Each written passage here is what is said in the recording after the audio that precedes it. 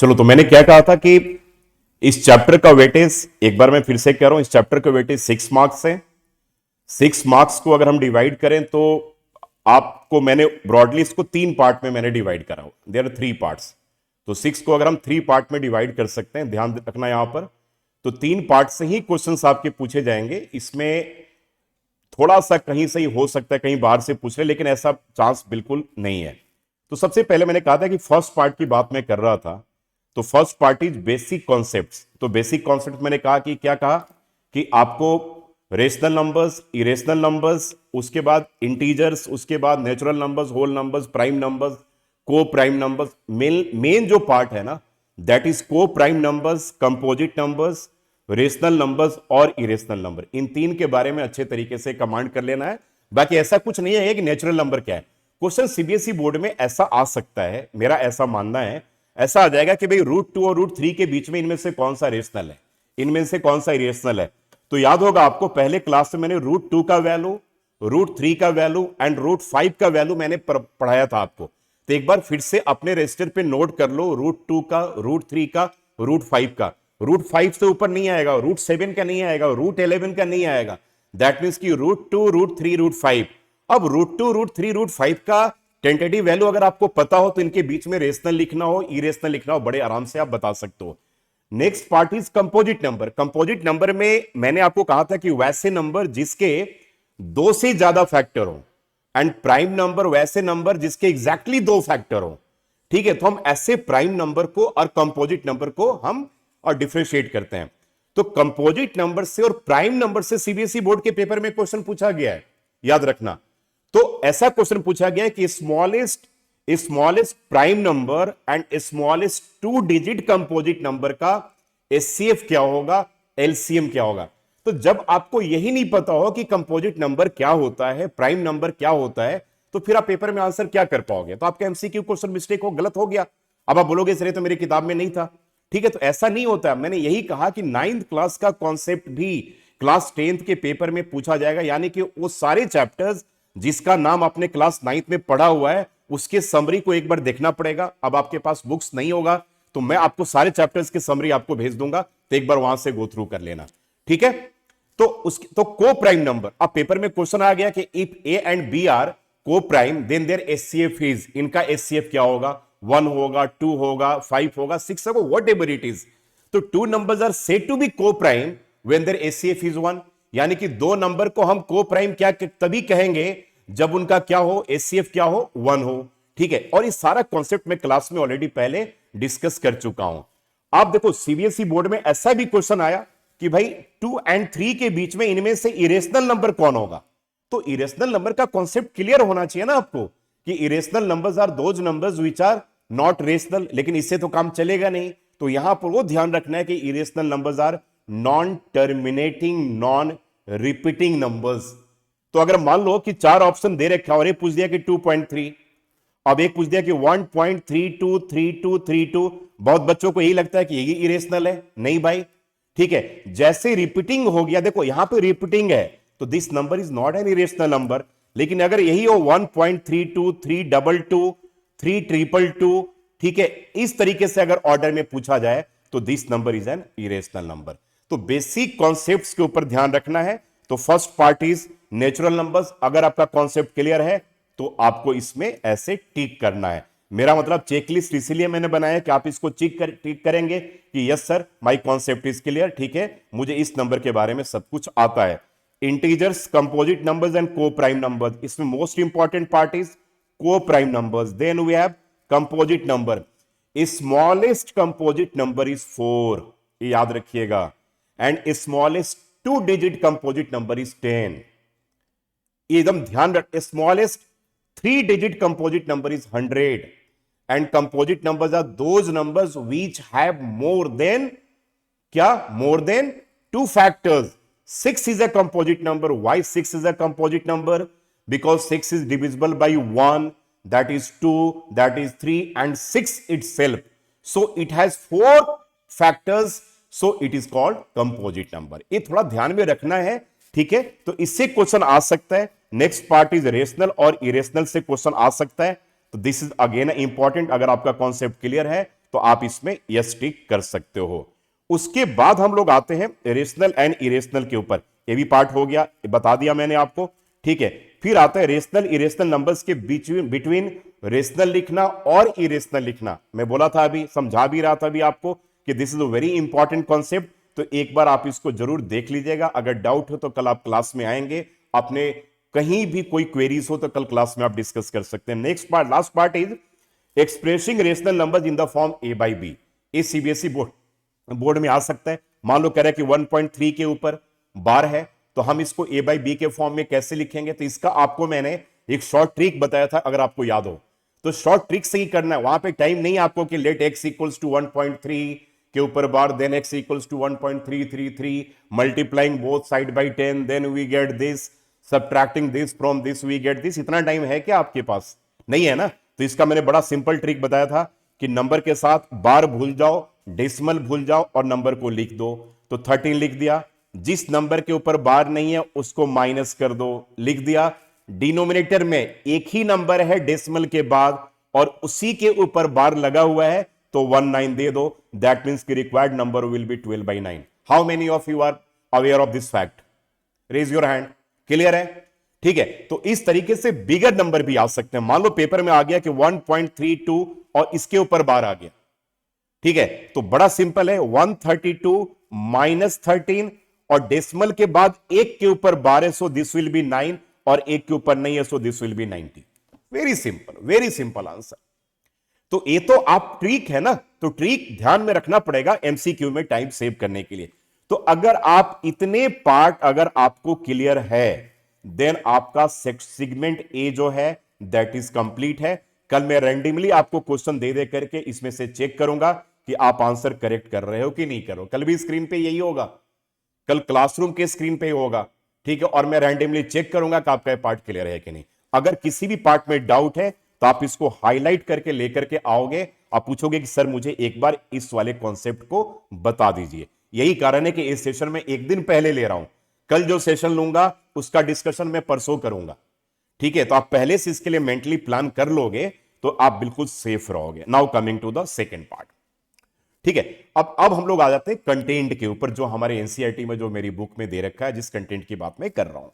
तो इसमें मैंने आपको बार बार कहा था कि always try to learn fundamental theorem of arithmetic, और पेपर में बच्चों इसका स्टेटमेंट भी आता है। मैं आप में से अगर आपको पूछ लूं ना, तो आप में से 80% बच्चे मुझे नहीं लगता कि बता पाएंगे, बिल्कुल टू द पॉइंट। हाँ बता पाएंगे, बहुत सारे बच्चे बता देंगे। तो इसका स्टेटमेंट लर्न करना है, आज ही क्लास में लर्न कर लो, ठीक है।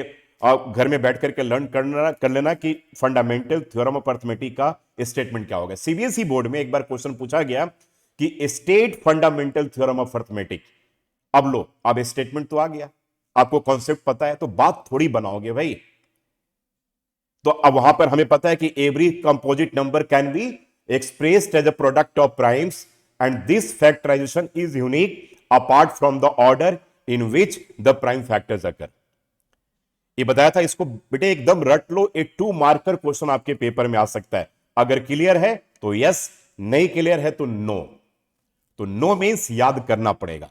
तो फिर से बोल रहा हूं कि every composite number can be expressed as a product of prime. याद रखिएगा, every composite number can be expressed as a product of prime and this factorization is unique apart from the order in which the prime factors occur. तो इसको एक बार रट जाना है। ये आपके एनसीईआरटी की बुक में थ्योरम 1.1 है, उसको आप हाईलाइट भी कर दीजिएगा और मार्क भी कर लीजिएगा, ठीक है। तो अब ये पार्ट अगर आपको आता है तो दैट इज डन।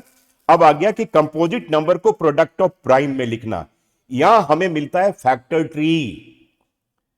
तो फैक्टर ट्री में कोई भी कंपोजिट नंबर आएगा तो उसको प्राइम में लिखना होगा। तो फैक्टर ट्री के अकॉर्डिंगली हम लिख देते हैं। सब मान लो कि भाई 20 आ गया, तो हम सबसे पहले लेफ्ट में जो लिखते हैं smallest prime number which can exactly divide 20, तो दैट इज 2। तो लेफ्ट में 2 लिखते हैं। अब यहां पर उल्टा काम नहीं करना है, ये नहीं कर देना है कि भाई 10 इंटू 2, अब तुम उल्टा ही चलोगे फिर। तो यहां पे लेफ्ट में उस नंबर को लिखना है, स्मॉलेस्ट प्राइम नंबर को, जो 20 को एग्जैक्टली डिवाइड कर दे, since 20 is the composite number. तो लेफ्ट में you have to write down 2 and right में you have to write down 10। And 10 is again a composite number. So अब ढूंढेंगे कि वो नंबर, प्राइम नंबर, जो 10 को एग्जैक्टली डिवाइड कर दे। तो that is 2 and this one is 5। अब आ गया 2, 2 and 5 all are prime numbers. That means कि 20 can be expressed as 2 raise to the power 2 into 5। Got my point? Clear है बात है? तो आ गया। अब सुनो, अब देखो मैं यहां पर कहां पर एक क्वेश्चन मार्क राइज होता है। आपके एनसीईआरटी की बुक में एक दो ऐसे क्वेश्चंस हैं जिसको निकालने में बड़ा टाइम लगता है, याद रखो। अब देखो मैं क्या बोलने की कोशिश कर रहा हूं। तो एनसीईआरटी में एक दो ऐसे कि डिवाइड करने में बहुत लेंदी आता है, याद है किसी को? एनसीईआरटी में इस वाले पार्ट में एक दो ऐसे क्वेश्चन है जिसको डिवाइड करने में बड़ा लेंदी आता है, जो लास्ट में आपको याद होगा 11 इंटू 13, ऐसे कुछ कुछ उल्टा पुल्टा उसमें आता है।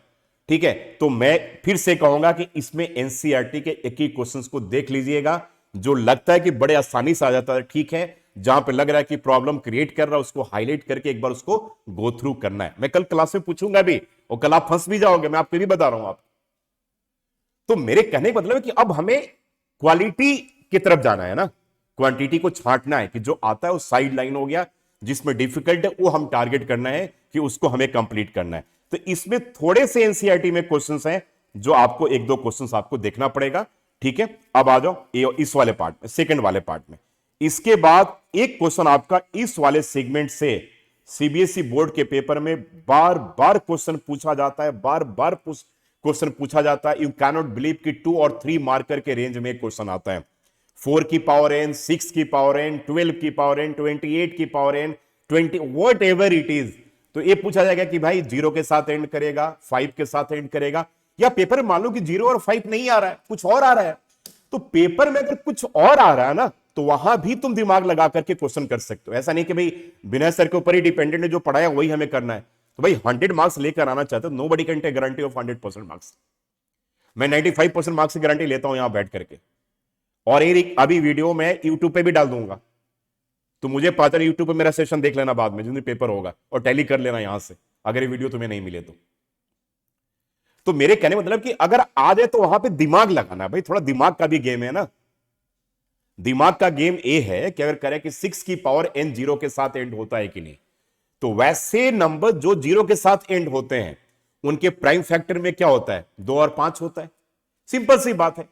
तो जहां भी 0 के साथ पूछा जाए ना, तो सिंपल सी बात है कि उसके प्राइम फैक्टर में 2 और 5 दोनों का होना जरूरी है। अगर देखो यानी दोनों के साथ 3 आ सकता है, 3 हो सकता है, 7 भी हो सकता है, लेकिन 2 और 5 का होना मैंडेटरी है। तो अगर 2 और 5 दोनों हैं तो 0 के साथ एंड करेगा, अगर नहीं है तो नहीं करेगा। हो गया, सिंपल सा लॉजिक है। लेकिन अब बात आती है लैंग्वेज के ऊपर कि इसके हम लैंग्वेज को कैसे ड्राफ्ट करेंगे। अगर 5 के साथ आता है तो कुछ ऐसा करो, कुछ ऐसे नंबर को पेपर में लिख करके चेक कर लो तुम। वो चेक कैसे करोगे? मान लो चेक कर लिया यार 5 के साथ, तो कुछ नंबर लिखकर चेक कर लिया। 15 तो क्या आ गया? 3 इंटू 5। 25 तो चेक कर लिया 5 इंटू 5। 35 तो चेक कर लिया 5 इंटू 7। ठीक है, अब 45 तो चेक कर लिया 5 इंटू 9। तो आप मुझे बता सकते हो यार कि जितने भी नंबर 5 के साथ एंड करेंगे उन सबके प्राइम फैक्टर में 5 होगा ही होगा, यानी कि स्किप नहीं करेगा। मेरा कंसर्न ए है। तो ऐसे मान लो कोई भी और नंबर आ जाए तो 2 4 5 नंबर लिख करके चेक कर लिया, अब लैंग्वेज ड्राफ्ट कर दिया उसके अकॉर्डिंगली। अब यहां पर बच्चे क्या है कि बहुत सारे बच्चे लैंग्वेज में फंस जाते हैं। तो देखो बच्चे, लैंग्वेज यहां पे कह रहा है कि 6 की पावर n, जहां पर n दे रखा होगा n is a natural number, तो आपको पेपर में थोड़ा दिखाना है। यानी कि 6 की पावर n एरो दोगे, और इसको लिखोगे 2 इंटू 3 की पावर n एरो दोगे, फिर लिखोगे 2 की पावर n इंटू 3 की पावर n। तो ये क्लियर करता है कि 6 की पावर n में प्राइम फैक्टर क्या क्या है? 2 और 3। You are getting my point और नॉट? तो ये आपको दिखाना पड़ेगा वहां पर पेपर में भी।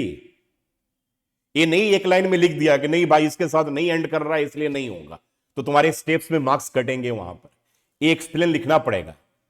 दिस इंप्लाइज, फिर लिखना पड़ेगा कि 6 की पावर n, इफ 6 की power ends with the digit 0, then it must contain prime numbers, क्या? Prime factors 2 and 5। समझ में आ रहा है कि नहीं? But here in 6 raise to the power n, ठीक है, it doesn't contain prime factor 5, so it will not end up with the digit 0। मैंने 3-4 लाइन थोड़ा बना करके लिख देना, ताकि एग्जामिनर देखे तो दिल खुश हो जाए कि हाँ यार, इस बच्चे को कॉन्सेप्ट पता है, ये बच्चा रट करके नहीं मैथ्स का पेपर देने आया, रटाफिकेशन नहीं है।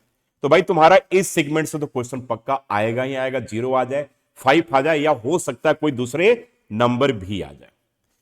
समझ में आ रहा बात है, क्लियर है कि नहीं? ये बात क्लियर है, तो इसके बाद आपका क्लियर हो गया। अब इसमें एक और भी सेगमेंट बनता है, वो जरा ध्यान देना। जैसे हम कहते हैं कि 5 इंटू 4 इंटू 3 इंटू 2 एंड +2 एक कंपोजिट नंबर है। याद होगा आप लोग को, क्वेश्चन समझ में आ रहा होगा मैं क्या कहने की कोशिश कर रहा हूं। देखो इसमें बहुत बच्चे मिस्टेक क्या करते हैं, आपके पहले मिस्टेक को मैं पहले पॉइंट आउट कर रहा हूं, क्योंकि मिस्टेक को जानना पहले जरूरी है। आप लोग इसको करते तो हो, देखो सबसे पहले क्या करो कि इसको ऐड करके एक आप क्या करो, कंपोजिट नंबर बना दो। How many of you are getting my point, कि मैं क्या बोलने की कोशिश कर रहा हूं। पहले 2 कॉमन लेकर के, अरे यार कुछ नहीं है, 2 कॉमन नहीं भी आए, इसको मल्टीप्लाई करके, इसको ऐड करके जो ऐड कर लो, एक नंबर आ गया कि नहीं आ गया, ये बताओ मुझे। अब उसको क्या करो ना, करने के बाद प्राइम फैक्टर में ब्रेक कर लो, फैक्टर ट्री लेकर के, फिर दिखा दो कि since it has, this number has more than 2 factors, so it is a composite number. This is a very simple and common language.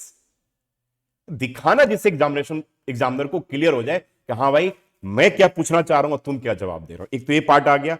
अब आ गया एचसीएफ एंड एलसीएम का पार्ट। देखो एचसीएफ एंड एलसीएम से 1 और 2 मार्कर ही question आएगा, क्योंकि ये वाला जो लास्ट वाला सेगमेंट है ना, ई सेगमेंट करेंगे, जो थर्ड सेगमेंट है दैट इज फिक्स्ड, ये चेंज होना नहीं है। तो 3 मार्क्स का क्वेश्चन तो यहीं से आ गया, 3 नंबर बचा अब हमारे पास। अब 3 नंबर में हमारे पास है 2 सेगमेंट है, सोच लो 3 नंबर तो यहां से फिक्स्ड है भाई, ये तो आना ही आना है। दुनिया इधर से उधर हो जाए वो चेंज नहीं होगा, ये चेंज नहीं होगा। पहले चेंज हुआ करता था जब हमारे पास यूक्लिड्स डिवीजन लेमा हुआ करता था, इसके जगह पे ऑल्टरनेट क्वेश्चन आया करता, लेकिन अब वो हट ही गया है, तब 3 नंबर का क्वेश्चन यहीं से पूछेगा। हर साल का ट्रेंड है, यहीं से आता है, तो उसमें कोई इफ्स एंड बट वाली कोई बात ही नहीं है, बिल्कुल ठीक है। अब चले आते हैं, बात करते हैं एचसीएफ एंड एलसीएम थे। एचसीएफ एलसीएम का बेसिक कॉन्सेप्ट भी याद रखो, ठीक है। देखो एचसीएफ को हम लोग रटे नहीं, एचसीएफ को थोड़ा समझे भी। अपने टाइम को सेव करने के लिए एचसीएफ को हमें समझना भी जरूरी है ना। मान लो तुम्हारा अगर ये पूछ दे, एक सिंपल सी बात है कि आप अगर एचसीएफ क्या होता है, हाईएस्ट कॉमन फैक्टर्स, एलसीएम क्या होता है, लीस्ट कॉमन मल्टीपल। छोटे क्लास से पढ़ते आ रहे हो, चौथी क्लास से पढ़ते आ रहे हो भाई। अब तुम लोग याद करने जानते हो, एचसीएफ निकालना आता है सर, लेकिन ये मत पूछना सर कि फैक्टर क्या होता है, ठीक है। एलसीएम निकालना आता है सर, ये मत पूछना सर कि मल्टीपल क्या होता है। अरे भाई फैक्टर मल्टीपल जान जाओ, हो सकता है इसी से क्वेश्चन पूछ दे। एक बात बताओ ना, मान लो कि पूछ दे कि 6 के कितने मल्टीपल्स होंगे, 4 ऑप्शन आपके गिवन है, 4 ऑप्शन गिवन है, 2, 3, 5 and infinite. Your answer is clear और नॉट, कि भाई 6 के इनफाइनाइट नंबर ऑफ मल्टीपल्स होंगे, होंगे कि नहीं। यानी कि 6 का टेबल है भाई, 6 का टेबल 6 1 जा 1, 6 2 जा 12 एंड 6 10 जा 60 नहीं होता है, 6 12 जा भी होता है, 6 1 लाख जा भी होता है। ये थोड़ी होता है कि 6 का टेबल 6 से 10 ही तक होता है। किसी कानून में लिखा हुआ, ग्रंथ में लिखा हुआ है क्या कि 6 का टेबल 6 से 10 ही तक होगा, 6 10 जा 60 फुल स्टॉप, ऐसा कहीं नहीं है भाई, किसी कानून में नहीं है, ठीक है। तो अब पूछ देगा मल्टीपल्स कितने, अब लो, अब बच्चों को पता ही नहीं मल्टीपल क्या होता है भाई साहब, अब वही नहीं क्लियर है। तो मल्टीपल मतलब 6 वो सारे नंबर जो 6 और 6 के बाद वो सारे नंबर जो 6 से एग्जैक्टली डिविजिबल, यानी कि 6 का टेबल का नंबर।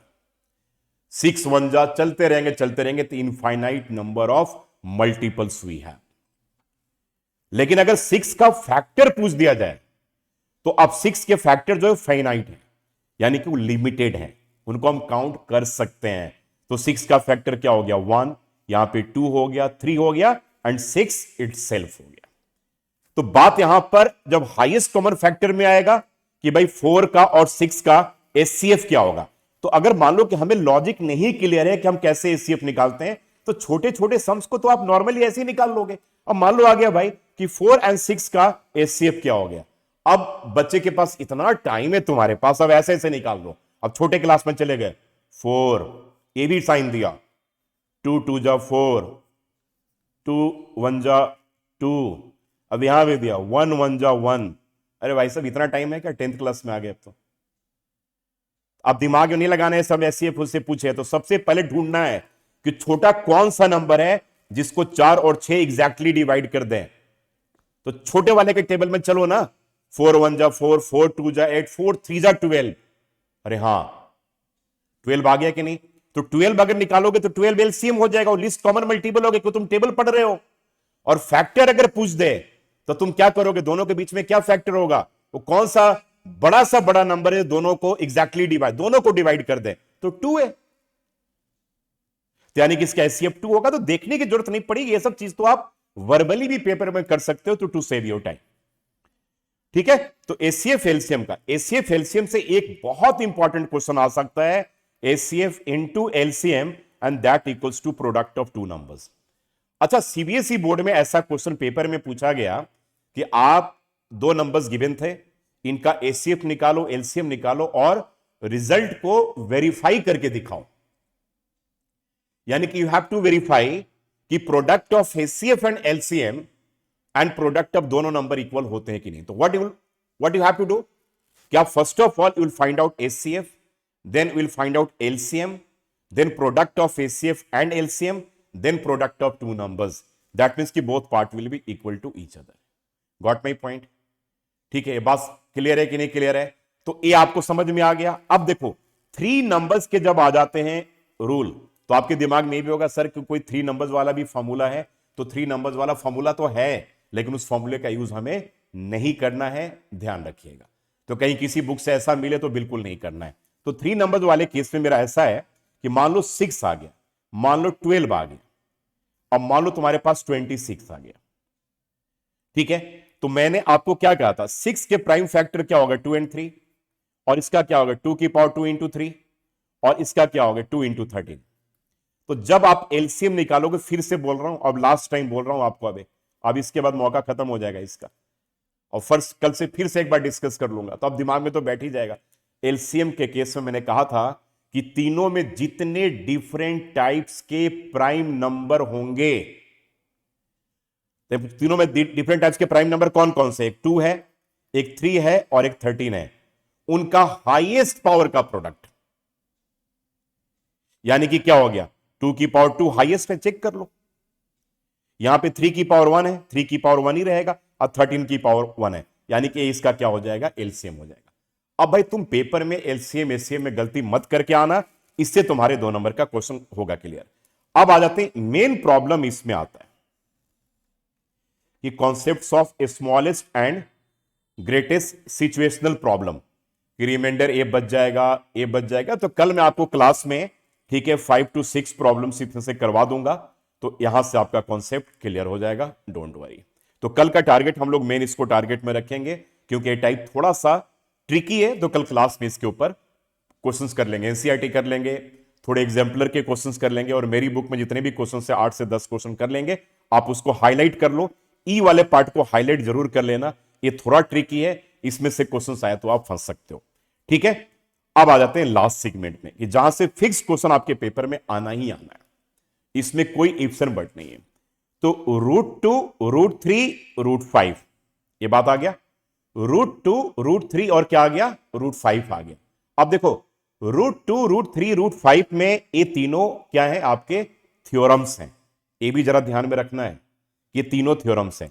तो 3 स्टैंडर्ड तो आपको जानना ही जानना है, और बहुत अच्छे तरीके से प्रॉपर लैंग्वेज लिख करके, कहीं भी कोई लैंग्वेज मिसिंग नहीं हो, बिल्कुल A to Z पार्ट एकदम नीट एंड क्लीन, एकदम अच्छे तरीके से करना है। यहां पे तुम टाइम सेव करोगे, मैक्सिमम चांस है कि इन्हीं तीनों से आ जाएगा। सुन लो आप, बाकी इसके बाद जो भी आएगा, इनमें से कुछ भी आएगा, ए प्रोवाइडेड होगा कि ए इरेशनल नंबर गिवन है। समझ गए मैं क्या करने की कोशिश कर रहा हूं, क्लियर है कि नहीं? इन तीनों में से कुछ भी आएगा, कुछ भी आएगा, तो ए प्रोवाइडेड होगा कि ए तीनों क्या है, इरेशनल नंबर गिवन। यानी कि इन तीनों करने के बाद अब आप जान गए कि ये तीनों इरेशनल नंबर है। बाकी सबका लैंग्वेज बहुत सिंपल। मैं फिर से टारगेट करता हूं कि 1/√2 जरूर अच्छे तरीके से कर लेना, क्योंकि 1/√2 का दोनों मेथड है। 1/√2 को हम रूट की तरह से भी कर सकते हैं, और एक इसका सिंपल तरीका भी है कि भाई 1/√2 को क्या मान लिया, a/b मान लिया, है ना। और यहां पर क्या बन गया, √2 इक्वल्स टू क्या बन गया, ए क्या बन गया, बी आ गया। तो √2 इक्वल्स टू क्या हो गया, बी अपॉन ए आ गया। तो since B and A are integers, so B by A क्या हो गया, बोलो रेशनल। यानी कि √2 भी क्या हो गया, rational. But it contradicts the fact that √2 is क्या हुआ है, इरेशनल। तो अब सुनो, मैं यहां पर जो मेन काम की बात क्या बताने जा रहा हूं, कि अगर पेपर में प्रोवाइडेड हो कि 1/√2 हमें रेशनल प्रूव करना है, बाकी तुम्हारे कोई क्वेरीज है तो नोट कर लेना, भी तुम्हारी क्वेरीज भी ले लूंगा मैं भी, कि 1/√2 रेशनल है, और साथ में ये नहीं लिखा हो, साथ में नहीं लिखा हुआ है कि √2 इरेशनल है, तब इसको तुमको पहले जैसा ही करना है। क्लियर हुआ पॉइंट कि नहीं क्लियर हुआ, पहले बताओ क्या बोल रहा हूं मैं। अगर एक क्वेश्चन में गिवन हो कि प्रूव दैट कि 1/√2 is irrational, provided √2 is irrational given, तब आपको इसको ऐसे ही करना है, you will get full marks. समझ गया कि नहीं मेरी बात। रेस्ट इसमें डाउट है, 1/√3 में डाउट है कि लिखा हुआ रहेगा, 1/√5 में डाउट है कि लिखा हुआ रहेगा, बाकी सब में लिखा हुआ रहता है। तो नहीं लिखा हुआ है तो √2 की तरह करेंगे, कल एक बार क्लास में चेक कर लेंगे, अगर लिखा हुआ है तो दैट इज ओके, कोई प्रॉब्लम वाली बात नहीं, तब तो हो गया फटाफट। इसके बाद लैंग्वेज लिखो, 3 मार्क्स फ्री का मिल गया तुम्हें बिल्कुल। रेस्ट इसके बाद अब आता है कि 2 + √3, 3 - √5, इन सब में लिखा हुआ होगा कि यहां पे लिखा होगा √2 इरेशनल है, √3 इरेशनल है, √3 इरेशनल है, √5 इरेशनल है, √3 इरेशनल है। और मोस्ट इंपॉर्टेंट पार्ट जो आ गया, सेगमेंट नंबर डी, यहां पर बहुत बच्चे फंसते हैं, तो इसको एक बार हाईलाइट करना है, इसकी तैयारी अच्छे तरीके से कर लेनी है।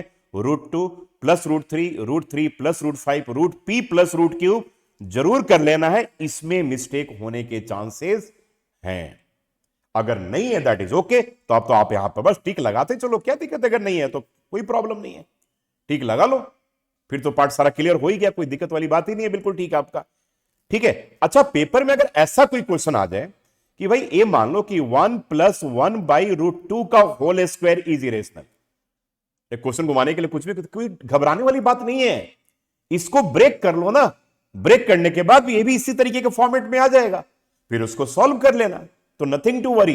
कल 1-2 क्वेश्चन ऐसा भी लेकर के हम लोग देखेंगे। ठीक है, अब रहा बात, एनसीईआरटी कंप्लीट करना है, selected questions of exemplar problem, जो बहुत माइनर 5 to 10% है, ज्यादा नहीं है इसके अंदर। ठीक है, और main part is solve example मेरी बुक के। तो 3 अगर ये टारगेट रख करके चलते हो तो तुम्हारा पूरा पार्ट कवर है। अब मिसलेनियस में थोड़े से क्वेश्चंस मिलेंगे, वो हम लोग क्लास में डिस्कस कर लेंगे उसको। तो रेस्ट इतने के बाद ये पार्ट आपका कवर है। अब क्वेश्चन जब करेंगे तब हमें क्वेश्चंस मिलेंगे, थोड़े से अलग अलग क्वेश्चंस मिलेंगे, तो वहां पर फिर हम लोग उसके ऊपर डिस्कशन कर लेंगे। रेस्ट इतना कॉन्सेप्ट आपका पूरे इस चैप्टर में बनता हुआ है। अब आप लोग अपने चेकलिस्ट को बिल्कुल फाइनल बाउंड्री लाइन बना लो कि यहां पर क्या क्या पार्ट आता है, कहां कहां पर आपको भी प्रॉब्लम है, कितने पार्ट में आपको दिक्कत है, कहां कहां भी आप फंस रहे हो। ठीक है, कहां कहां पर ज्यादा एफर्ट पुट करने की जरूरत है, लेकिन अब पार्ट आपका इसके बाद कंप्लीट हो जाना चाहिए। तो this is all about the आपका chapter 1, that is real numbers. ठीक है, तो अब आप ये चेकलिस्ट अपना अपने अकॉर्डिंगली आप लगा लोगे कि आप कहां कहां पर आपको प्रॉब्लम है। ठीक है, और कहां पर आप मुझे चैलेंज कर सकते हो कि सर अब आप कहीं से पूछ लो, सर मुझे इस चैप्टर में मेरी मास्टरी है, अब मैं नहीं फंसने वाला। तो this is all about the chapter number 1।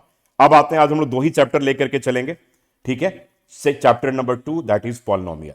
देखो पॉलिनोमियल के ऊपर अगर मैं बात करूं ना, तो पॉलिनोमियल जो बेटा चैप्टर है ना, दैट इज ट्रिकी चैप्टर है। यानी कि ऐसा हो सकता है कि पॉलिनोमियल में कुछ ऐसे भी क्वेश्चन आ जाएं जो आप नहीं कर पाओ या करने में बड़ी डिफिकल्टीज है। तो पॉलिनोमियल का कॉन्सेप्चुअल क्लैरिटी होना जरूरी है। ठीक है, तो पॉलिनोमियल की कॉन्सेप्चुअल क्लैरिटी के लिए क्लास 9th के भी कॉन्सेप्ट को हम लोग एक बार देख लेंगे।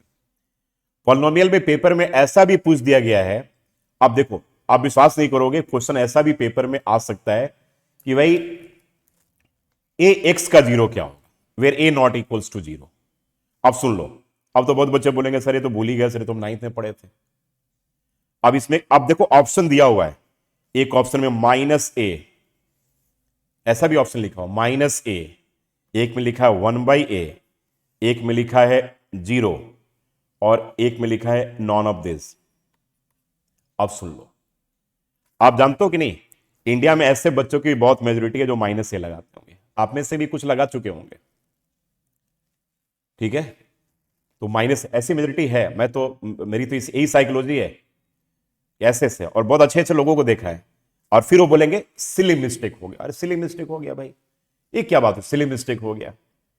ये सिली मिस्टेक नहीं है, इसको कहते हैं हम हमारे लैंग्वेज में थप्पड़ मिस्टेक, ठीक है। This is not a silly mistake, this is थप्पड़ मिस्टेक।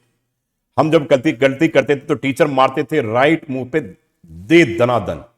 तो फिर आगे याद, बाप रे बाप, ये गलती नहीं करनी भाई, इस पे तो खाया था बड़े तगड़े, ठीक है। तो ये थप्पड़ मिस्टेक है, यहां पे सब मिस्टेक नहीं होना चाहिए। -a के साथ इसका रिलेशन जो है प्रोडक्ट का है, तो जीरो निकालने के लिए आप उसको जीरो के इक्वल करते हो, तो x निकालोगे तो यहां पर क्या होगा, जीरो ही होगा, ठीक है। पेपर में ऐसा क्वेश्चन आया कि x-2, x-3 और x+2, नहीं ऐसा आया था, ऐसा आ गया कि 2x+1 का इनमें से जीरो कौन कौन सा होगा। अब तुम विश्वास करोगे, कैन यू बिलीव,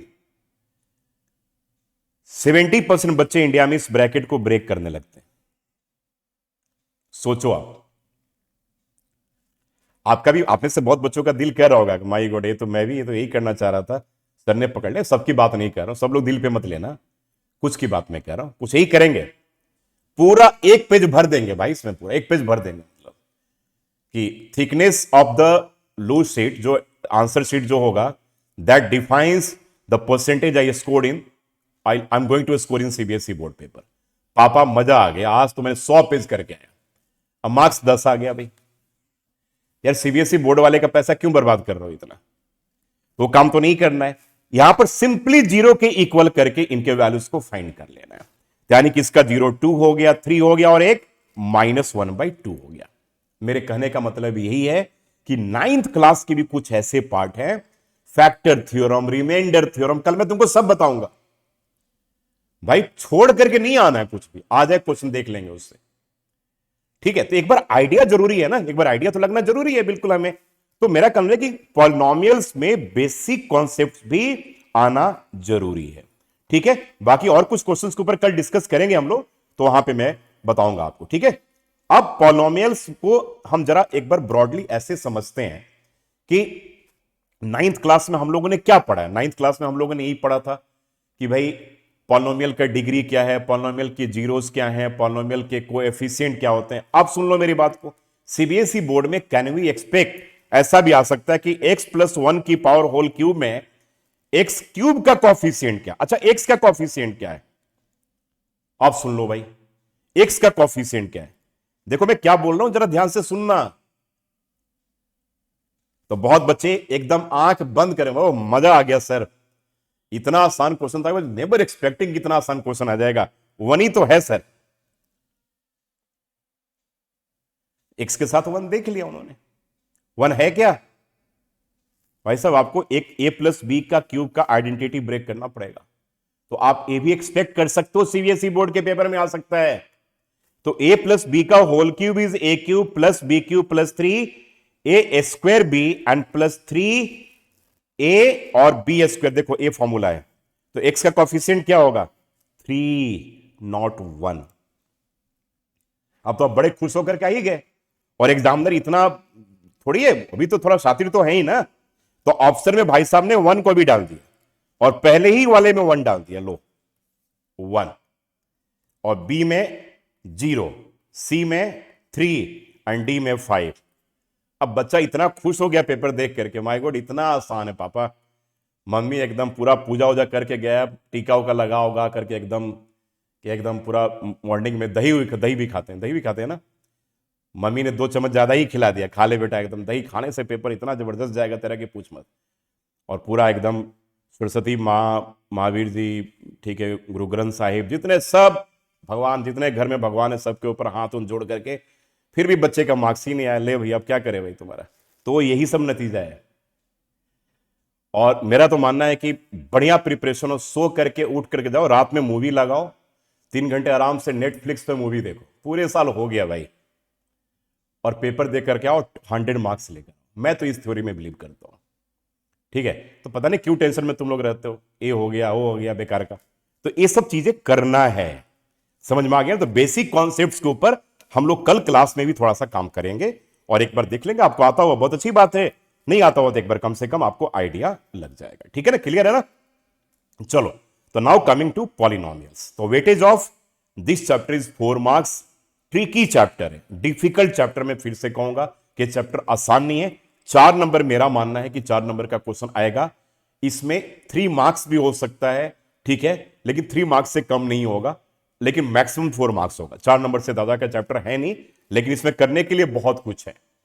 ठीक है, बहुत कुछ है इसमें करने के लिए। तो अब आ जाते हैं इसके टॉपिक्स के ऊपर, एक बार हम लोग डिस्कशन कर लेते हैं, है ना। तो पॉलिनोमियल क्या है। अब देखो सीबीएसई बोर्ड में ऐसा भी क्वेश्चन आ गया। अब देखो सीबीएसई बोर्ड में, देखो अब तुम लोग समझना मैं क्या क्या पूछने जा रहा हूं। क्वेश्चन ऐसा आ गया कि इनमें से कौन सा पॉलिनोमियल है। √2x+1, √x+1, x अपॉन, देखो मैं क्या लिख रहा हूं जरा ध्यान से सुनना, 2/x⁻³ -3 + 5, और डी में लिख दिया नॉन ऑफ दिस। अब खाली आप यस और नो बोलना। Is it a polynomial? Raise your hand, yes और नो। चैट बॉक्स में लिखो यस और नो।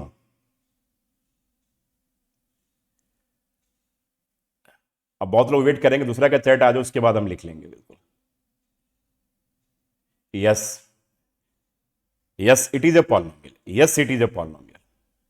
अब देखो लिखा ना, किसी ने नो भी लिख दिया यहां पर। Yes it is a polynomial, yes it is a polynomial. It is not a polynomial, it is a polynomial. तुम्हें देखने में लग रहा होगा yes it is a polynomial, क्योंकि x की पावर -3 ऊपर जाएगा तो x की पावर पॉजिटिव हो जाएगा। और नॉन ऑफ दिस तो हटाइए दो।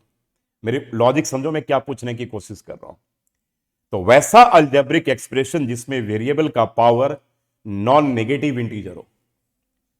नॉन नेगेटिव नहीं समझ में आया तो छोड़ दो, आप ज्यादा टेंशन मत लो। जिसमें x का पावर होल नंबर्स हो। Whole numbers means 0 and counting numbers. Counting numbers means 1 to infinity।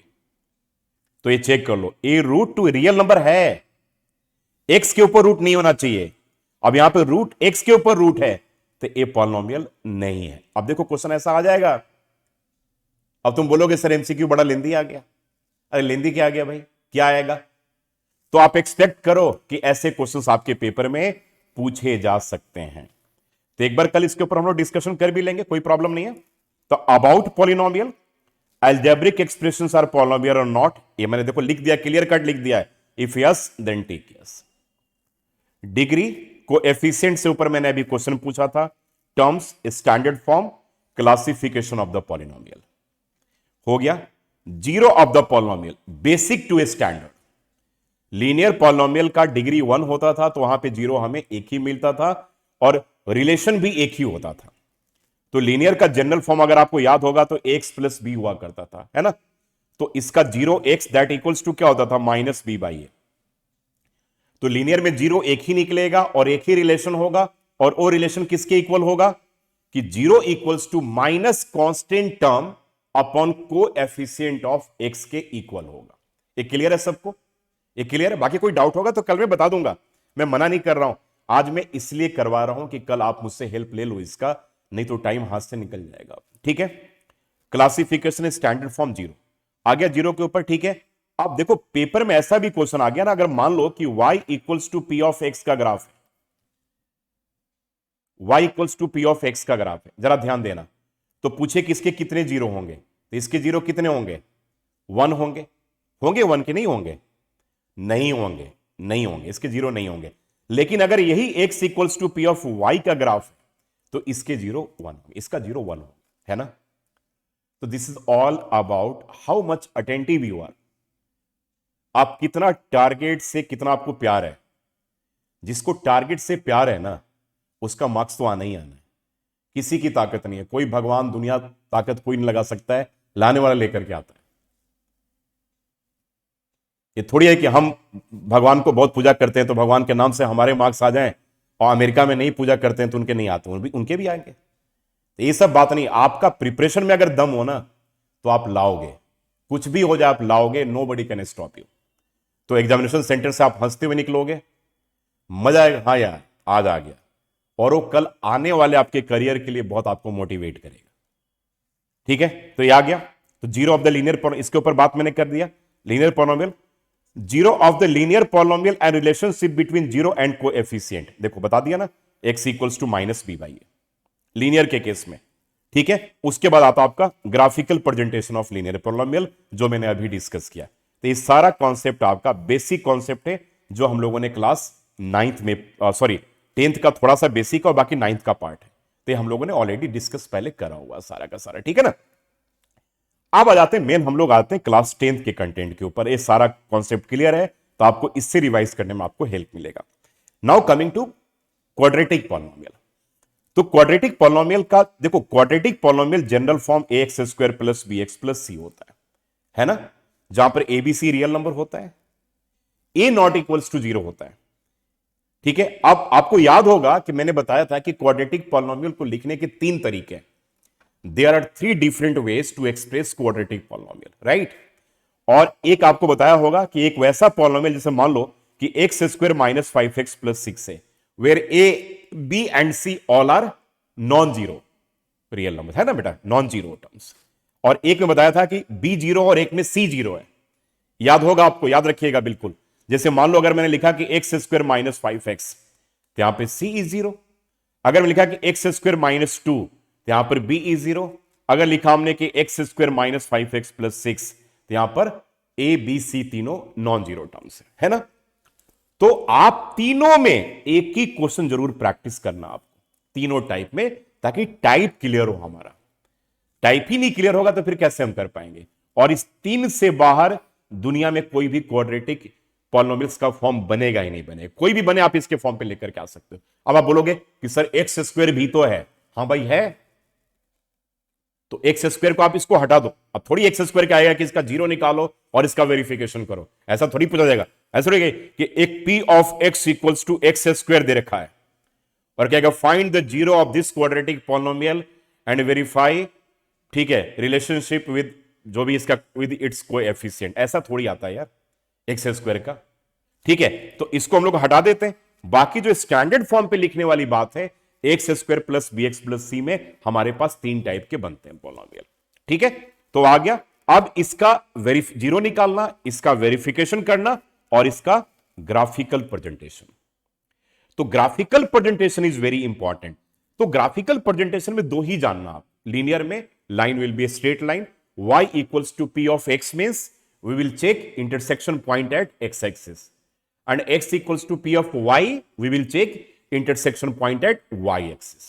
That is all about the y equals to p of x। अगर लीनियर की बात अगर हम करें, क्वाड्रेटिक के केस में graph will be u up और u डाउन। ग्राफ बनाने के लिए जिंदगी में कभी नहीं आएगा। बड़े साले उजुल फुजुल के जो है ना सारे उसमें सैंपल पेपर्स में ग्राफ भी बनाने के लिए दिया हुआ होता है। तो भाई मत पढ़ना, मैं बोल रहा हूं मत पढ़ो, कुछ भी मत पढ़ो, बेकार की चीजें। फ्रेंड्स के कभी सजेशन नहीं लेने हैं जिंदगी में, किसी न्यूज़पेपर का सजेशंस नहीं लेना है। And big no to YouTube, big no to YouTube. मैं तुमको पहले कर रहा हूं, बिग नो टू यूट्यूब। अगर मैं तुमको ऐसा रहता तो मैं कहता कि तुम कुछ मत करो, मैं क्लास नहीं ले रहा हूं, तुम्हारा क्लास ऑफ कर रहा हूं, मेरे यूट्यूब पे मेरे सारे लेक्चर्स डले हुए हैं, तुमको वहां का लिंक भेज देता, फिर भी मैं करा रहा हूं ना तुम्हें। तो big no to YouTube, distraction है अननेसेसरली। ठीक है, यूट्यूब देख, मैथ्स का देखते देखते एसएसटी का आ जाएगा लेक्चर। अब तुम बोलेगे थोड़ा एसएसटी वाला भी देख लेता हूं यार, फिर आ जाएगा इंग्लिश का लेक्चर। हो सकता है बीच में थोड़ा सा शॉर्ट कोई मूवी भी आ जाए, मजा आ गया थोड़ा देखते 5 मिनट वो भी देख लेते हैं। तो यूट्यूब को बिग नो, व्हाट्सएप यूनिवर्सिटी से बिल्कुल अभी बाहर निकलना है। ठीक है, और इंस्टाग्राम यूनिवर्सिटी से, 2 यूनिवर्सिटी हैं जो करियर बर्बाद कर देंगे अभी। ठीक है, एकदम नहीं जाना अभी इन सब चीजों पे। तो मेरे कहने का मतलब था कि आप जरा चीजों को अच्छे तरीके से पहले एस्टिमेट करो कि क्या आने जा रहा, क्या नहीं आने जा रहा। तो ग्राफ व्राफ ये सब कोई सैंपल पेपर नहीं, किसी फ्रेंड्स का सजेशन नहीं, कोई न्यूज़पेपर नहीं, कोई यूट्यूब नहीं, कोई इंस्टाग्राम नहीं, कुछ भी नहीं। कंसंट्रेट करो अपने कॉन्सेप्चुअल क्लैरिटी के ऊपर, यही हेल्प करेगा बेटा, मैं सही बता रहा हूं, यही हेल्प करेगा, मानकर चलो यही हेल्प करेगा तुमको। ठीक है, चलो जी। तो किसी की हेल्प नहीं। हाँ, तुम्हारा फ्रेंड ज्यादा अगर डिस्टर्ब करता है ना तो तुम मुझे कॉल करना, मैं 4-5 थोड़ा उल्टे उल्टे क्वेश्चन दे दूंगा। 11 12 का थोड़ा सा किसी का कॉम्प्लेक्स नंबर का डिफरेंशिएशन का क्वेश्चन दे दूंगा, तुम ये बोलना कि मेरे सर ने तो ये भी कराया, मुझे तुम्हारे सर ने कराया कि नहीं कराया? तो बोले मेरे सर ने तो कराया ही नहीं है। बोला मेरे सर ने तो ये भी करवा दिया। भाई ठीक है, मेरा तो तैयारी बहुत जबरदस्त है बिल्कुल। और उसको थोड़ा सा 2 4 दिन डिस्टर्ब कर देना, उसको जो ज्यादा परेशान करता हो तो बेचारा उसी में उलझा रहेगा किताब लेकर के। और 10th के बुक में तो 11th का मैथ्स मिलना नहीं है, तो और पूरा वो रिसर्च ही करेगा अपना कि भाई ये कहां से आया यार। ठीक है, तो ये सब काम कुछ नहीं करना है, ध्यान में रखना है। अब आ जाओ, तो मैंने कहा कि ग्राफ में you and you up and you down. You up का मतलब हो गया कि पैराबोला, और इंटरसेक्शन पॉइंट जो होगा 2 पॉइंट पे। ठीक है, अब सुनो मेरी बात को, इसमें एक बड़ा इंपॉर्टेंट क्वेश्चन, अगर यू अप हो तो ए जो होता है ग्रेटर देन 0 होता है। अगर मान लो क्वेश्चन दिया होगा कि A x square and plus B x plus C, और कह रहे इसका ग्राफ पैराबोला बन रहा है, तो ए का वैल्यू क्या होगा? It may be the part of the multiple choice question. जब यू अप जा रहा है ना, तो A is greater than 0, and you negative नीचे जा रहा है, डाउन जा रहा है, तो ए इज लेसर देन 0। हमें यही जानना है बस, और कुछ नहीं जानना है इसके बारे में। और ये जानना है कि भाई साहब ये पैराबोला होता है। ये अगर तुम्हारे पास अगर केस स्टडी का क्वेश्चन पूछ दिया गया तो पूछ देगा इसका शेप क्या है, तो पैराबोला है। दोनों को पैराबोला कहते हैं, बस याद रखना है बात। एक केस स्टडी का क्वेश्चन बन सकता है, एक बात ये सकते, और at most 3 0 at most 2 zeros होते हैं। क्वाड्रेटिक पॉलिनोमियल में हम क्या लिखते हैं कि at most 2 zeros. At most 2 zeros का मतलब क्या है, ये जरूर ये वर्ड याद रखना कि एट मोस्ट 2 जीरोस का मतलब ये है कि अधिक से अधिक इसके 2 जीरो होंगे, एक जीरो भी हो सकता है ना, और नो जीरो भी हो सकता है। अगर मैं तुमसे पूछूं कि x square plus x plus 1 का जीरो निकालो, अब जाओ तुम निकालते रहो, सुबह से लेकर के 8 बजे से 4 बजे तक दिमाग अपना खराब इसमें घुमा लेना, जीरो निकलना ही नहीं है। अब बात करेंगे इसके ऊपर 11th क्लास में, 10th में तो जीरो नहीं निकलना है। तो मेरे कहने का मतलब ऐसा नहीं है कि उसके जीरो निकलेंगे ही निकलेंगे, और जीरो इक्वल भी आ सकते, वो हम बात करेंगे क्वाड्रेटिक इक्वेशंस के केस में। तो एट मोस्ट का मतलब आ गया कि ऐसा भी हो सकता है ना कि ग्राफ ये दे रखा, पूछा कि इसके कितने जीरो है, तो 1 है, इसके कितने जीरो है तो 2 है, प्रोवाइडेड कि y equals to p of x is given.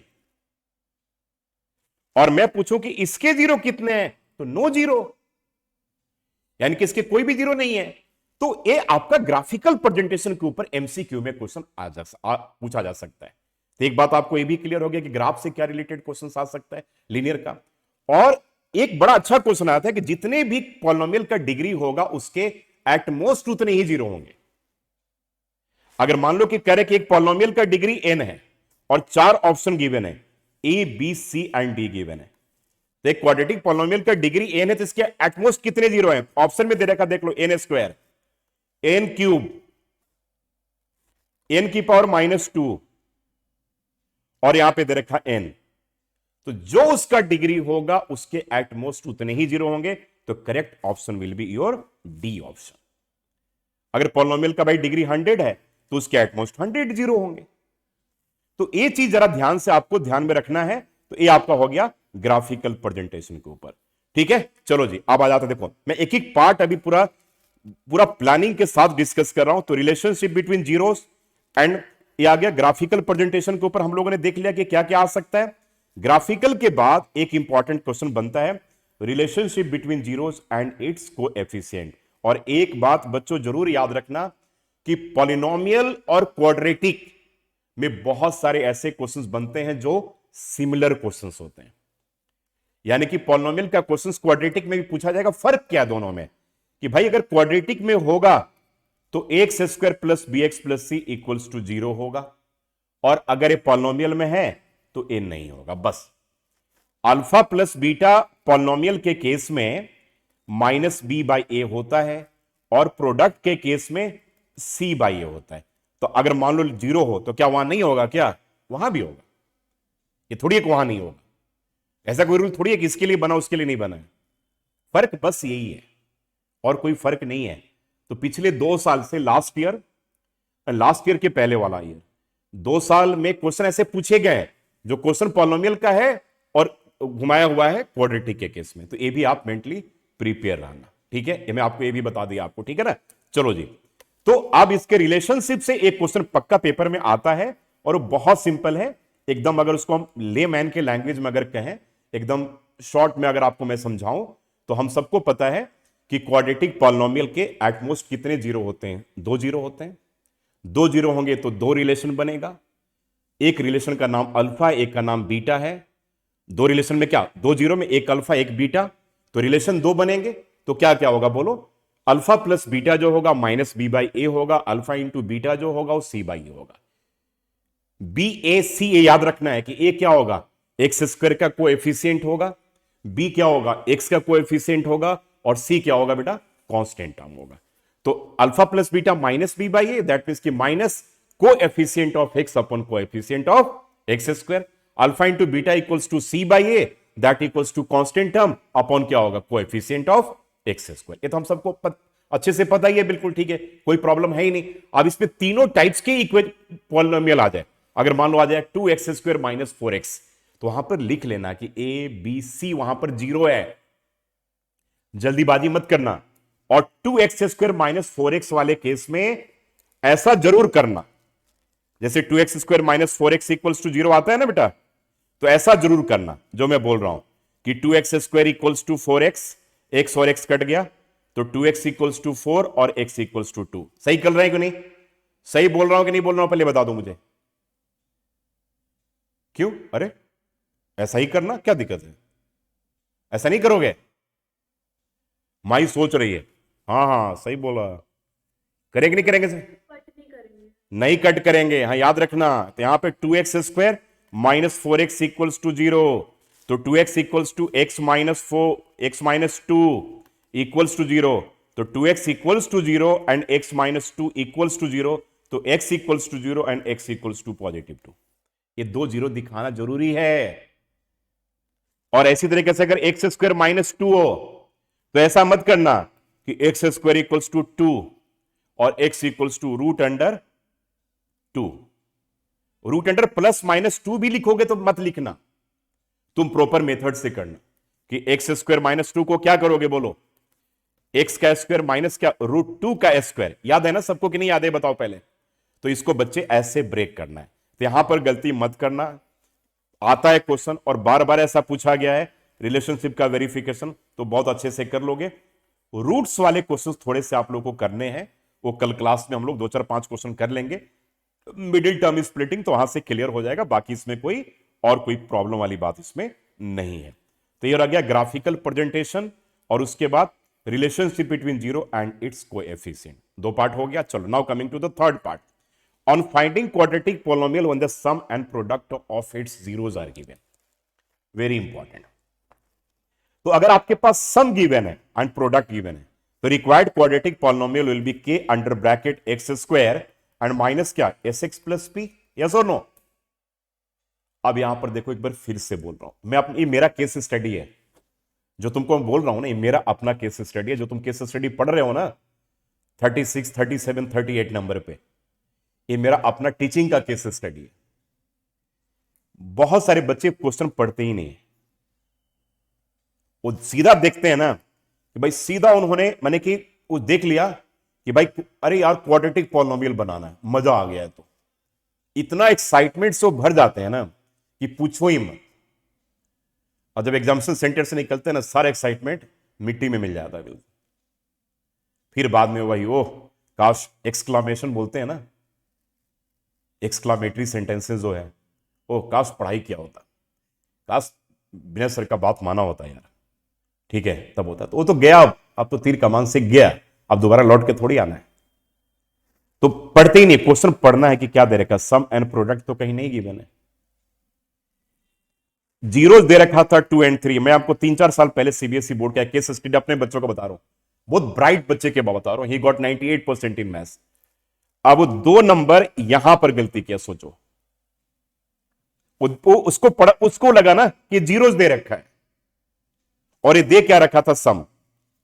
सोचो माने कि एकदम सिंपल सा था कि k under bracket x square minus 2x and plus 3 equals to zero. Answer यही था, 2 मार्क्स का क्वेश्चन था। और बेचारे इतने स्मार्ट की पूछो मत, उन्होंने निकाला पहले सम 2 + 3, मतलब भाई साहब सम एंड प्रोडक्ट का ही सम निकाल दिया। फिर निकाला प्रोडक्ट 2 into 3, फिर बनाए ए।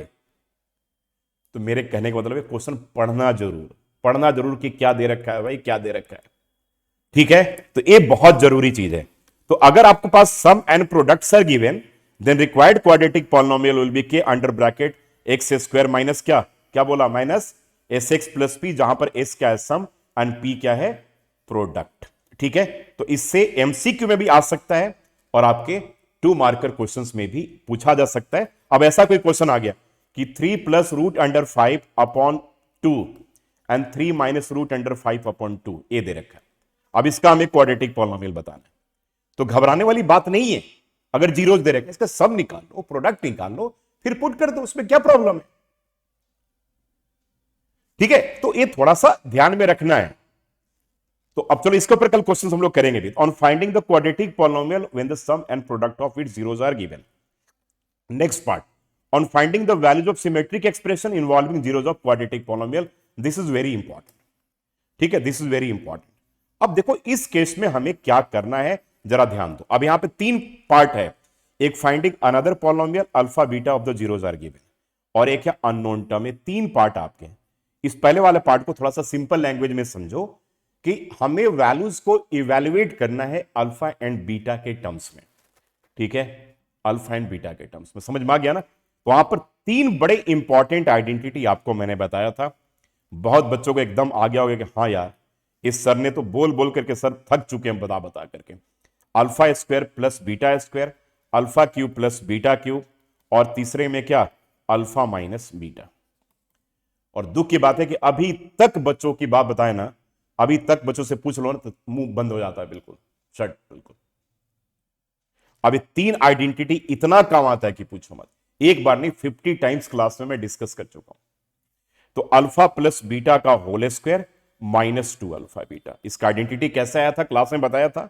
अल्फा प्लस बीटा का whole cube minus 3 alpha beta under bracket alpha plus beta, और अल्फा माइनस बीटा का root under alpha plus beta का whole square minus 4 alpha beta.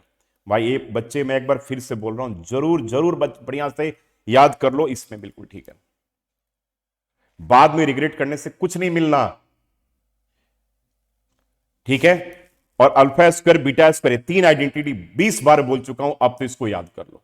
तो कोई भी अगर एक्सप्रेशन दे रखा है कुछ भी निकालना हो तो इन 3 आइडेंटिटी के बेस पे हम निकाल सकते हैं बड़े आराम से। अगर मान लो आपके पास कह रहा है कि भाई हमारे पास अगर x square minus 5x plus 6 दे रखा है और कह रहे हैं कि alpha Q plus beta Q find करो, तो सबसे पहले 2 तो आप फाइंड ही कर लोगे ना कि अल्फा प्लस बीटा क्या होता है, माइनस बी बाई ए तो 5 होगा, और अल्फा इंटू बीटा क्या होगा सी बाई यानी कि 6 होगा। अब इसका आइडेंटिटी क्या होता है अल्फा प्लस बीटा का whole cube minus 3 alpha beta under bracket क्या होगा बोलो अल्फा प्लस बीटा, पुट कर दो। अब बहुत बच्चों के दिमाग में भी क्वेश्चन आता है कि सर हम ऐसा क्यों करें, आप तो कॉम्प्लिकेटेड करा रहे हो सर। मैं पहले जीरो निकालूंगा और जीरो निकाल करके अल्फा और बीटा में पुट कर दूंगा। कभी मत करना, कभी मत करना, कभी मत करना, नेवर एवर। हालांकि most of the time will get same answer, but कभी मत करना, आप प्रॉपर आइडेंटिटी पे करना। गेटिंग माई पॉइंट और नॉट। अब इसमें गलती तो नहीं होगा। अब कल तो क्लास में मैंने लिटरली अभी आज अपने पियोन को बोल भी दिया है, एक यहां पे कमला नगर में एक बहुत अच्छा एक डंडे का दुकान है, यू नो ना डंडा, बोल दिया है कि आज लाने के लिए। ठीक है, height is 4 feet, thickness is 12 centimetre का अराउंड उसका थिकनेस है। देख लो अर्शिया पूरा डरी गई। अब इसका तबीयत अभी खराब होगा बिल्कुल अभी। अब कल तो गलती करने वाले को सीधे यहीं से पड़ेगा, बिल्कुल सीट से खींच खींच करके दूंगा यहां से बिल्कुल। चलो जी, डरो मत भाई, पता चला तुम्हारा तबीयत इसी कारण खराब हो गया रात में। ठीक है, मम्मी पापा बोलेंगे कि विनय सर ने इसको हॉस्पिटल में एडमिट करवा दिया। ऐसा नहीं है भाई। ठीक है, अभी 3 आइडेंटिटी हो गया, याद करना है बेटा। एक तुम लोग को पेपर मैंने क्वेश्चन दिया था, बहुत बच्चों ने गलत किया, बड़ा दुख होता मुझे। Alpha Q beta 4 and plus alpha 4 beta Q. यार ये सब क्यों गलती करते हो बच्चों, अब टाइम निकल गया इसका। इस तीनों में अल्फा क्यूब और बीटा क्यूब कॉमन है, हाँ या ना बताओ। और यहां पर क्या बन जाएगा बताओ, बीटा प्लस अल्फा, और यहां पे क्या हो गया अल्फा बीटा का क्यूब ना, क्योंकि प्रोडक्ट है, और plus beta plus alpha. Simply values put करना। तुम लोग अभी भी इसमें गलती करते हो। तो ऐसे वाले में ऑर्डर ऐसे बनता, मान लो दे रहा है अल्फा स्क्वायर बीटा क्यूब, तो दूसरे में दे रखा अल्फा क्यू बीटा स्क्वायर, तो दोनों में क्या कॉमन हो गया बोलो, alpha square beta square common हो गया बेटा, तो यहां बन गया बीटा प्लस अल्फा, और ये क्या बन गया, अल्फा बीटा का होल स्क्वायर और बीटा प्लस अल्फा। तुमको मैंने आज पढ़ाई दिया, मेरे पढ़ाने के लिए नहीं बैठा था मैं, लेकिन मेरा आदत है ना, मेरे आदत से थोड़ा मजबूर हूं। मैं बैठा था कि आज यही बता दूंगा, ये किया कि नहीं, ये किया कि नहीं। अब लेक्चर लंबा खींच गया, बिल्कुल ठीक है, तो मैं पढ़ाने ही लगा बिल्कुल, कि मुझे सेटिस्फेक्शन नहीं होता, मुझे लगता है कि भाई करा दूं, एक बार फिर से करा दूं, कहीं छूट नहीं जाए, कहीं छूट नहीं जाए, कहीं छूट नहीं जाए। अब उसके बाद तुम छोड़ कर आओगे, तुम्हारी मर्जी। चलो, तो ये आ गया इसी क्वाड्रेटिक पॉलिनोमियल वाला ये वाला पार्ट है डी। तो इसके लैंग्वेज से मत घबराना, ये नॉर्मल यही है कि क्वाड्रेटिक पॉलिनोमियल गिवन है तो अल्फा बीटा के टर्म्स में वैल्यूज को इवेल्युएट करना। अच्छा, कभी कभी पेपर में ऐसा भी आ जाएगा कि क्वाड्रेटिक पॉलिनोमियल तुम्हारे पास x square plus B x plus C given है और कह रहा है कि alpha square plus beta square निकालो, तो घबराने वाली कोई बात नहीं है। यहां पर अल्फा प्लस बीटा का क्या होगा, होल स्क्वायर, और माइनस होगा 2 alpha beta. Alpha plus beta क्या होता है, माइनस बी बाई ए, तो माइनस बी बाई ए का होल स्क्वायर करोगे तो क्या होगा, b square by a square, और माइनस 2 इंटू क्या हो गया, सी बाई ए। अब एलसीएम लोगे तो क्या हो गया, ए स्क्वायर, तो ये बन जाएगा बी स्क्वायर माइनस 2ac, तो आंसर यही आएगा। ठीक है, तो nothing to worry, normal method से ही करके चलो, कोई प्रॉब्लम वाली बात नहीं है। ठीक है, तो ए वाला पार्ट एक आएगा, बहुत इंपॉर्टेंट पार्ट है, तो कल हम लोग इसके ऊपर क्लास में क्वेश्चन करेंगे, मेंटली आप तैयार होकर के आना बिल्कुल आराम से। ठीक है, तो कल करेंगे। ठीक है, चलो अब इसके बाद आ जाओ अगले पार्ट पे। अगला जो इसका पार्ट है, जो बहुत इंपॉर्टेंट पार्ट है, जिससे क्वेश्चन आने के चांसेस बन रहे हैं अभी इस बार पेपर में भी, इस बार, और आया भी है पिछले लास्ट 2 ईयर्स में, पिछले साल भी या पिछले के पिछले साल भी उस वाले टाइप से क्वेश्चन आया हुआ। तो तुम्हारा हमारा ए पार्ट कंप्लीट हो गया। आते हैं finding another polynomial if alpha and beta are the zeros of p of x. याद होगा कि if alpha and beta are the zeros of x square minus 5x plus 6 then form a quadratic polynomial whose zeros are alpha plus 2 and beta plus 2। कितने लोगों को clear है? Clear है ना कि if alpha and beta are the zeros of the quadratic polynomial x square minus 5x plus 6 then form a quadratic polynomial whose zeros are alpha plus 2 and beta plus 2। तो क्या करना है कि जो x square minus 5x plus 6 given है, वहां से आप पहले क्या करो, सम निकाल लो, प्रोडक्ट निकालो। सम बोले तो अल्फा प्लस बीटा निकालो, अल्फा इंटू बीटा निकालो। अब जिस क्वाड्रेटिक पॉलिनोमियल से हमें फिर से पॉलिनोमियल बनाना है उसका हम एस लिखेंगे। बहुत बच्चे क्या करते हैं पता है तुमको? ठीक है, पहले निकाल लेंगे alpha plus beta, alpha into beta, बड़ा स्मार्टली निकलेगा। हाँ सर ने ऐसा कहा था भाई, ये निकल गया। अब आएगा ना कि form a quadratic polynomial whose zeros are, अब यहां भी लिखेंगे alpha plus beta, alpha into beta. अरे भाई साहब, यहां पर अल्फा प्लस बीटा मत लिखो, पहले लिख लिए हो। अब यहां पे तुम क्या लिखोगे, सम लिखो, क्योंकि, और यहां पे क्या लिखोगे, प्रोडक्ट लिखो। क्यों? क्योंकि जीरोस ऑलरेडी गिवन है। तो अब यहां पर यह आएगा अल्फा प्लस 2 और बीटा प्लस 2। तो यहां पे क्या हो जाएगा बेटा, alpha plus beta plus 4, alpha plus beta का वैल्यू उठा करके पुट कर दो। और जब अल्फा प्लस बीटा प्रोडक्ट लिखना हो तो अल्फा प्लस 2 और बीटा प्लस 2 हो, तो उस केस में अल्फा को मल्टीप्लाई करो बीटा प्लस 2 से और 2 को मल्टीप्लाई करो बीटा प्लस 2 से। ज्यादा स्मार्ट नहीं बनो, मैं फिर से कर रहा हूं, जो बोर्ड के पेपर में ज्यादा स्मार्ट बनते हैं ना, चोट वही खाते हैं। बी कूल, बी काम, ट्रस्ट करो कि आपने बहुत बढ़िया प्रैक्टिस करा होगा, तो मल्टीप्लाई करो, वर्बली मत करो। तो alpha beta plus 2 alpha plus 2 beta and plus 4, ये लिखते हैं बहुत बच्चे ऐसे भी लिखते हैं। एक भी 2 कहीं गलत से छूट गया ना, 2 के मल्टीप्लाई 2 इंटू 2 को 4 ना लिख करके अगर 2 लिख दिया ना, सब गया, सब मिट्टी में मिल गया।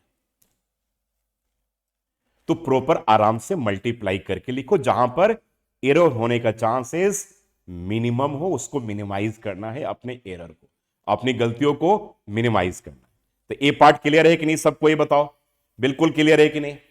ठीक है, चलो जी, अभी आ गया, हम लोग ये पार्ट देख लिया कि alpha and beta are the zeros of the polynomial दे रखा है, then form a quadratic polynomial whose zeros are given. तो उसका हम क्या लिखेंगे उसके केस में?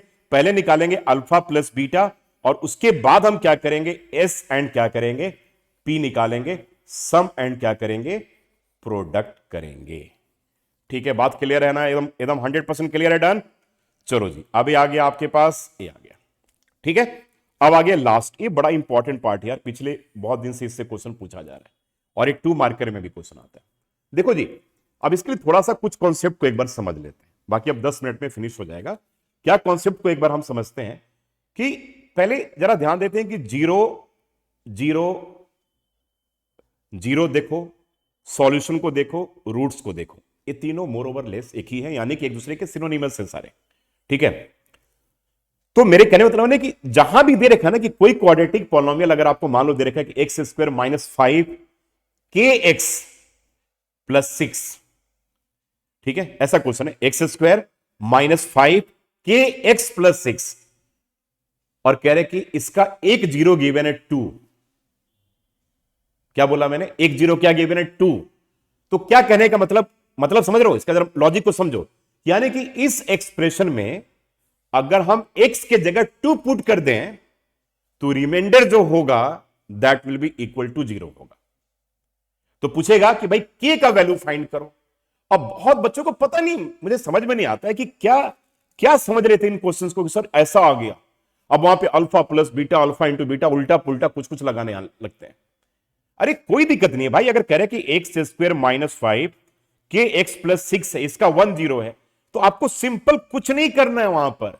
यहां पे क्या करना है, मान लो करेक्ट 0 2 है, तो ठीक है, आप अगर यहां पर p ऑफ x मान लिया दिस वन, ठीक करेक्ट, ठीक है, ये मान लिया p ऑफ x है, तो क्वेश्चन में कह रहा है कि उसका 1 0 2 है, तो आपको लिखना है कि since 2 is a zero of the given polynomial p of x, then p of 2 will be equal to 0।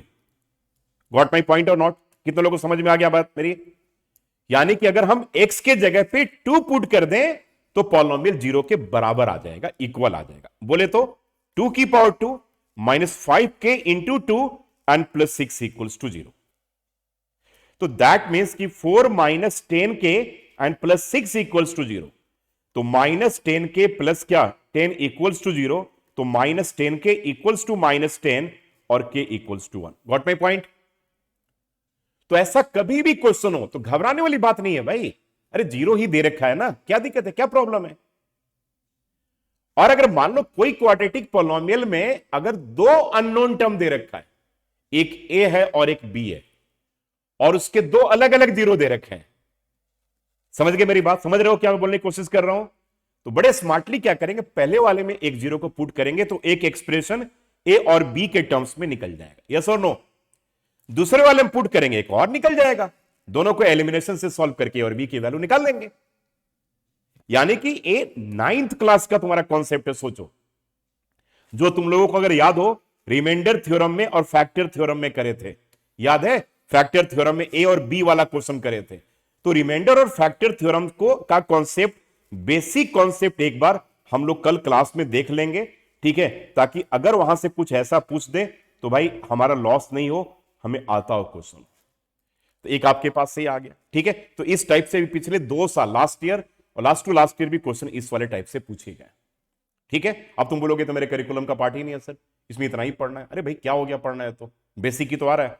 अब आ जाओ क्यूबिक पॉलिनोमियल, बहुत बड़ा क्वेश्चन क्यूबिक पॉलिनोमियल से कि सर क्यूबिक पॉलिनोमियल से क्वेश्चन आएंगे नहीं आएंगे, डिलीटेड है, वो है, ये है, दुनिया भर का। लेकिन मैं मानता हूं कि क्यूबिक पॉलिनोमियल का नॉर्मली जनरल फॉर्म, ठीक है, और उसके रिलेशनशिप को याद करना जरूरी है, क्योंकि कभी कभी एमसीक्यू में 3 डिग्री पॉलिनोमियल आ जाता है और वहां पर मान लो कि 2 आपके 0 दे रखे हैं और तीसरा 0 आप क्यूबिक पॉलिनोमियल वाले फॉर्मूला से निकाल सकते हो, जो एमसीक्यू के क्वेश्चन में हेल्प करेगा आपको। तो यहां पर हमारे पास 3 ही कंडीशन था कि alpha plus beta plus gamma क्या है, माइनस बी बाई ए है, और alpha beta and plus alpha gamma and beta gamma क्या है, सी बाई ए है, और alpha into beta into gamma क्या है, माइनस डी बाई ए है। और क्यूबिक पॉलिनोमियल का शेप कोई इरेगुलर नहीं होता, इस तरीके से शेप बनता है, यानी कि ये जो y equals to p of x का ग्राफ हो तो इंटरसेक्शन पॉइंट x एक्सिस के ऊपर होगा, यानी कि इसका 0 होगा। तो क्यूबिक पॉलिनोमियल, बाकी और कुछ नहीं करना, हमें इतना ही करना है, जान जाना है रिलेशनशिप को, जीरोस के बारे में, बस और कुछ नहीं करना है। इससे अब कुछ भी क्वेश्चन अब नहीं बनता है।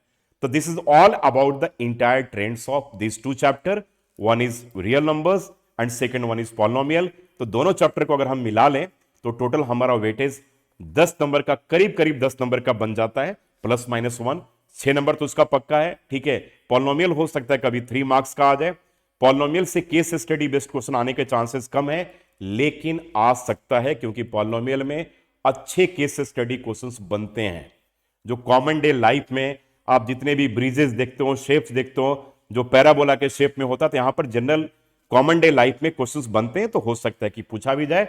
और उसका सारा कॉन्सेप्ट मैंने आपको जीरो टू लास्ट, आपको एंड तक आपको पूरा मैंने डिस्कस कर दिया।